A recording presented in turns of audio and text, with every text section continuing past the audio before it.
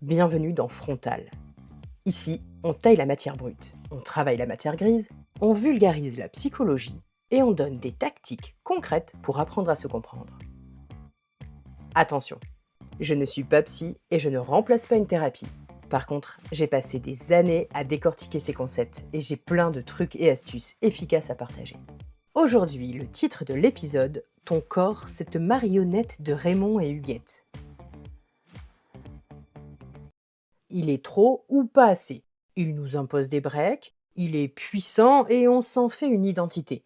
Le corps a une place essentielle dans nos vies et nos sociétés.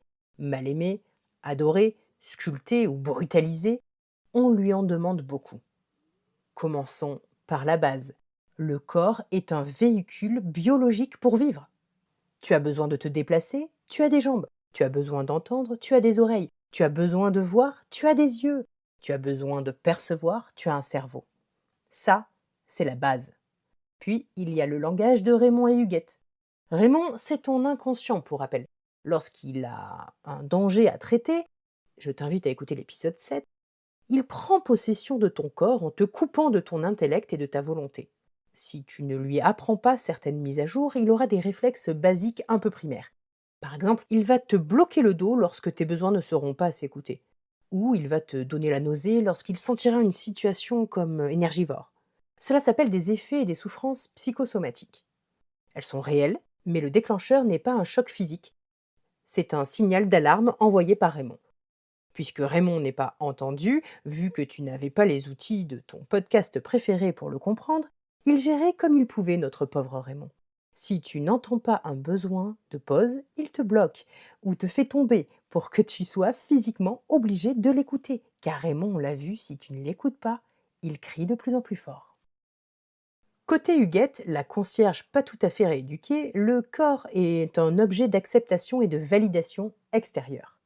Autant te dire qu'elle s'engueule fort avec Raymond. Lui, il utilise des fonctionnalités vitales, parfois mal, mais sans jugement. Tandis qu'elle, avant rééducation, elle est le jugement. Elle a appris qu'il faut être musclé pour être attirant et donc accepté facilement dans un groupe pour un homme. Fine et avec des formes sans diversité pour une femme. Huguette, elle t'envoie des critiques constantes en fonction de ça. Mais les critères de validation ne peuvent en aucun cas être extérieurs. Le corps a une fonctionnalité, chacun a une affinité et un ressenti qui est intime et doit être respecté avec son corps. L'avis des gens n'a rien à faire dans cette sphère malgré la légitimité obscène que leur donne la société.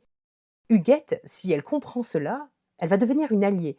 Elle saura traduire le langage de Raymond. Tactique de la semaine pour mieux s'observer. Surprends-toi lorsque tu penses il faudrait que je fasse plus de sport ou il faudrait que je perde tant de kilos. Conscientise. Ah tiens, voilà encore Huguette. Explique-lui que le corps est un véhicule pour vivre, un lieu de rencontre avec tes besoins, tes émotions et ta perception du monde. En aucun cas, il ne devrait subir une perception négative de lui. Propose à Huguette de nouveaux critères. Pour les choisir, demande-toi de quoi tu ne voudrais vraiment pas te passer par ordre de préférence.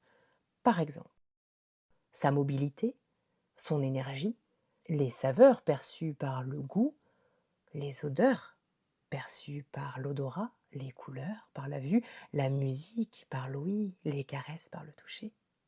Alors, les bourrelets, la taille de ton nez, de tes jambes ou la couleur de tes yeux ne sont-ils pas plus loin dans le classement? Dis-moi dans les commentaires. Un complexe que Huguette doit réévaluer peut-être. N'hésite pas à t'abonner. C'était Elzira, et n'oublie pas, ton psy, c'est toi. Une production Elzira Création.